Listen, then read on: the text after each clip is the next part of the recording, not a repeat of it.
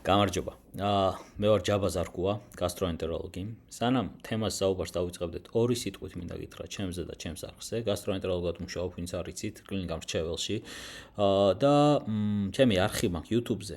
რახან პაციენტებს, მოკლედ მე როგორ უყურებ იცით საქმეს, რომ საგანმანათლებლო საქმიანობას არ უყურებ რაღაცა როგორც აი დამატებით რამეს რა. ამას უყურებ როგორც აი ეს უნდა ვაკეთოს თემას. ანუ განათლების გავრცელება ხო ექიმის ერთ-ერთი მოვალეობაა რა.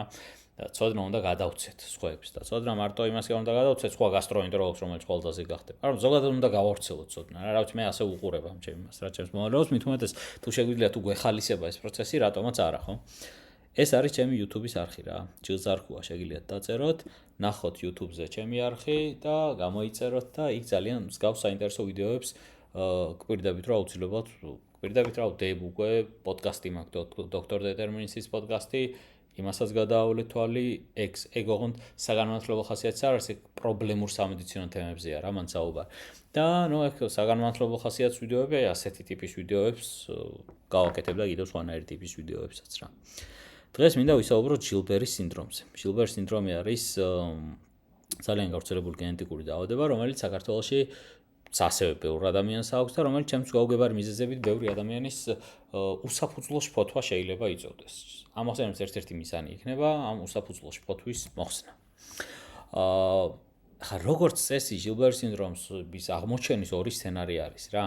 ან ეს არის რაღაც შემთხვევით აღმოაჩენენ ჟილბერის სინდრომს, როდესაც ანალიზებს გააკეთებს ადამიანი და ნახავს იზოლირებულად მომატებულ ბილირუბინს და ეს ბილირუბინი ორი ფრაქციის არის, პირდაპირი და არაპირდაპირი და არაპირდაპირი იქნება მომატებული უფრო მეტად ვიდრე პირდაპირი, თუმცა პირდაპირიც იქნება მომატებული. შეგიძლიათ ეს ნათქვამი ახლა თუ ძალიან ჩახუჭუჭებულად გეჩვენებათ, დაივიწყოთ, იმიტომ რომ ძალიან მარტივად ახსნით ამას შემდეგ სლაიდებში, უბრალოდ სიტყვას მოვაყოლე და სხვა პარამეტრები მოკლედ ამ რაღაც ბილირუბინის გარდა, სხვა პარამეტრები ALT-ას, ტუდეფოსფატაზა, ეხოსკოპიაზე, სანაღვლეების მდგომარეობა, ღვიძლის მდგომარეობა, ყველაფერი ნორმაში იქნება რა. მეორე სცენარი არის, ნუ სიყვითლით მივა პაციენტი კლინიკაში, გამოიკვლევს ანალიზებს და მაგ ანალიზებში ნახავს ამ ბილირუბინის მომატებას. ბილირუბინი თვითონ რა არის, რო ვიცოდეთ, ეს არ არის რაღაცა ტოქსინი, რომელიც რაღაცა უნდა იმას ვქნათ რა, უნდა მივიღოთ გარედან რა. ბილირუბინი არის ნაღველს ყვითელ შეფერილობას აძლევს ეს პიგმენტი.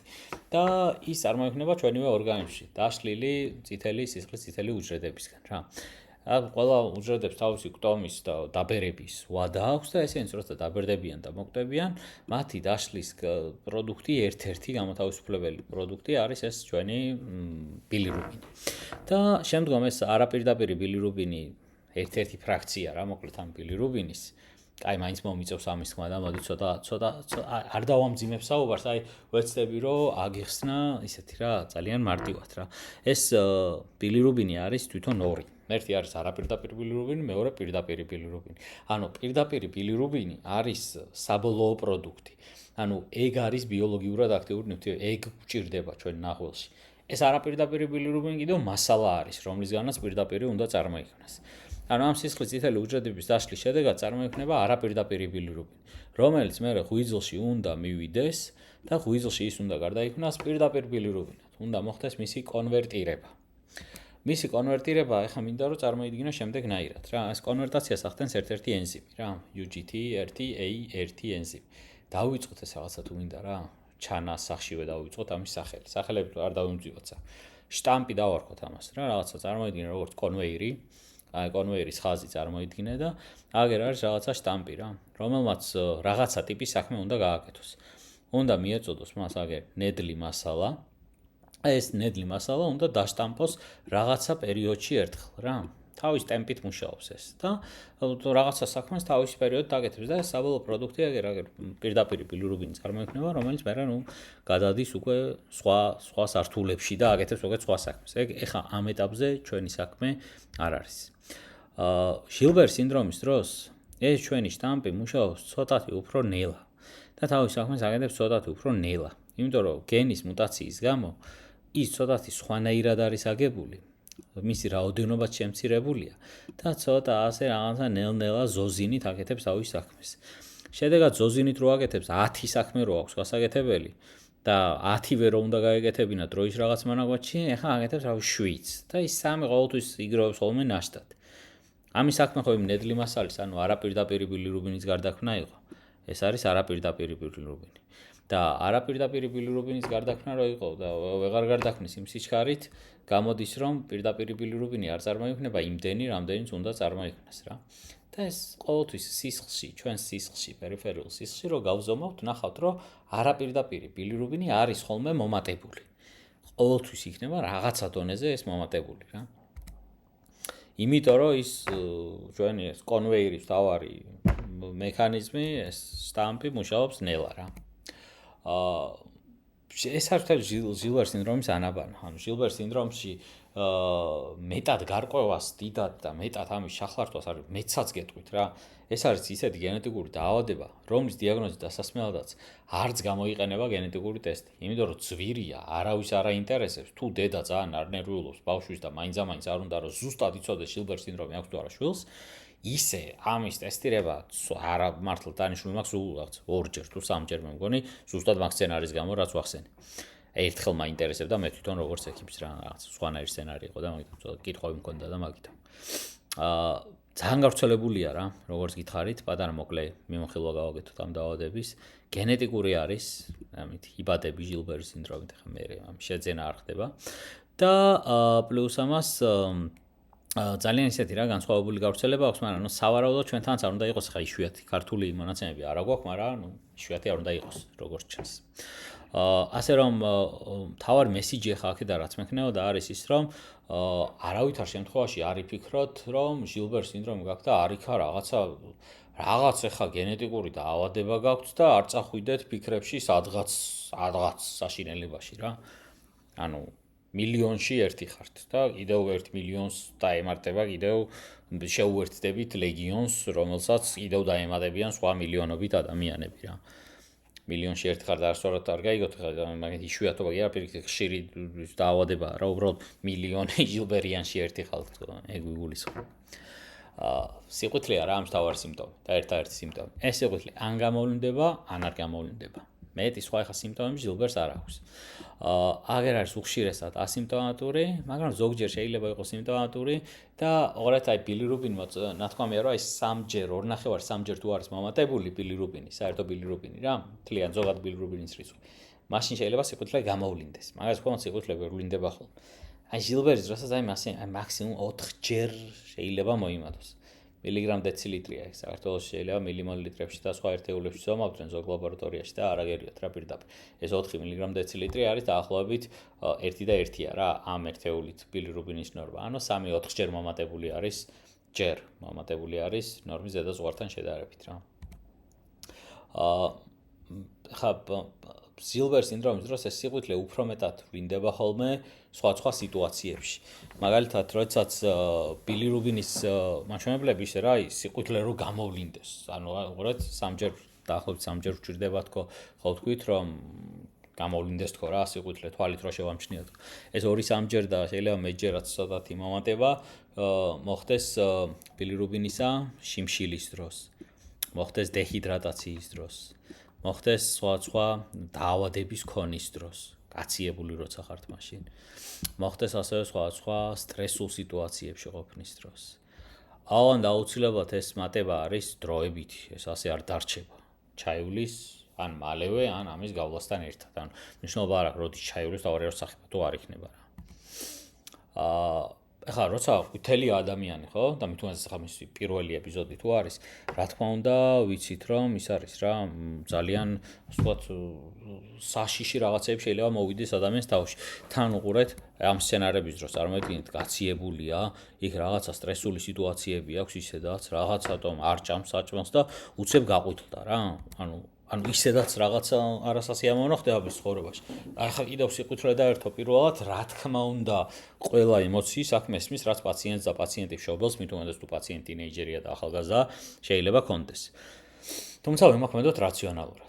გააკეთებს პაციენტი სისხლის საერთო ანალიზს, სხვა სისხლის ანალიზებს, ღვიძლის ფუნქციურ სინჯებს შეამოწმებს, ღვიძლის ენზიმებს გააკეთებს, ანთების მარკერებს, ნახავს ეხოსკოპიაზე ღვიძლის სანავლეს ადინრების გამოვლობას და ნახავს, რომ არანაირი საყურადღებო დარღვევები აქ არ ვლინდება. ანუ ყველა საშიში პოტენციურად დაავადება, დაწყებული სისხლის პათოლოგიებიდან გაგრძელებული ღვიძლის დასამაგზების პათოლოგიებით, ძალიან მარტივი არც ისე ძვირადღირებული ტესტირებით შეიძლება გამოირიცხოს რა. აქვე ჩამოთვალდა ვირუსული ჰეპატიტების სკრინინგი, ღვიძლის დასამაგზების ფუნქციური სინჯები, სისხლის საერთო ანალიზი და მუცლის ზღვის ეხოსკოპია, შარდის საერთო ანალიზიც ზოგჯერ არც. მის გარეშე შეგვიძლია ფონს გავიდეთ იდეაში. ძალიან საკმარისია რომ ექიმი მიხვდა ჟილბერის სინდრომის გამო აქვს სიყვითლე ადამიანს თუ რაიმე სხვები უნდა ეწევოს კიდევ რაიმე სხვაზე თუ მიიტანსებს, მე კიდევ უფრო გააღრმავებს კვლევებს რა. ჟილბერის სინდრომის დიაგნოზს როცა დასვამს ტესტირების საფუძველზე, ხო ექიმი?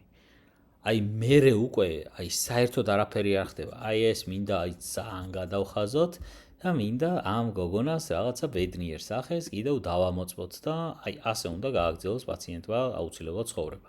იმიტომ რომ შეუძლებელი ბედნიერი სახე ხო ცუდად დავხატე ბოდიში. არ გამოვიდა კარგად.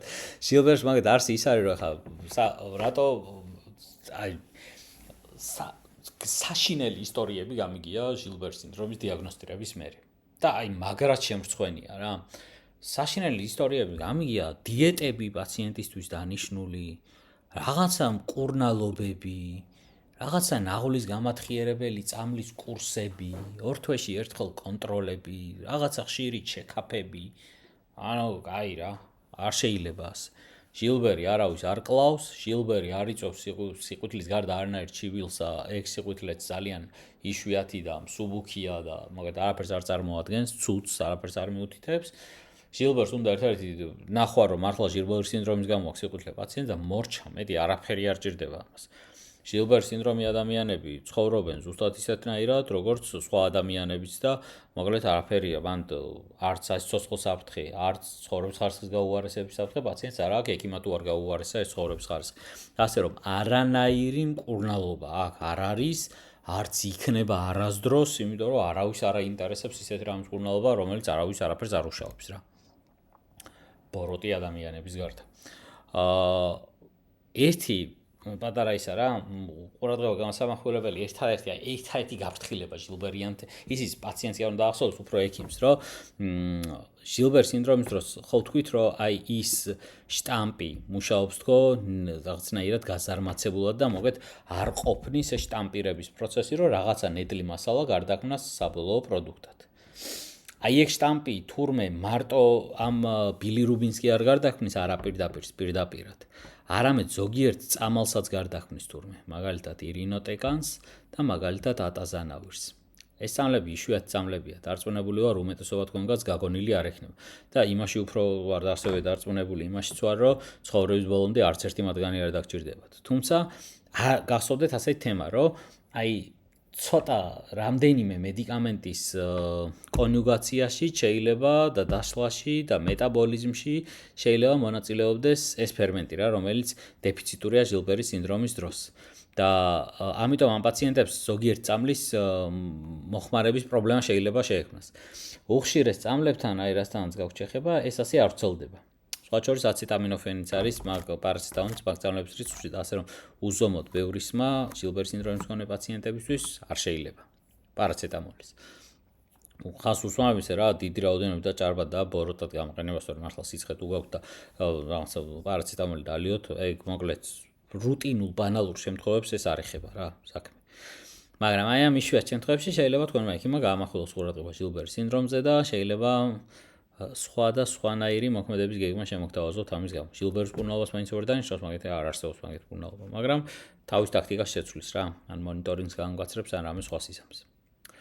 და ბოლოს ერთი სამხიარულო ფაქტი იმის შესახებ, რომ ჟილბერის სინდრომი არათუ ასე ვთქვათ, არ შეამცირებს თქვენი სიცოცხლის ხანგრძლივობას, არამედ ზოგიერთი კვლევის მიხედვით შეიძლება კარდიოვასკულური გულსიზრდო დაავადებების რისკის შემცირებასაც კი შეუწყოს ხელი, იმიტომ რომ ჟილბერი დაკავშირებულია თურმე ეს არაკონიუგირებული ბილირუბინი შეიძლება ქონდეს ანტიოქსიდანტური თვისებებიო.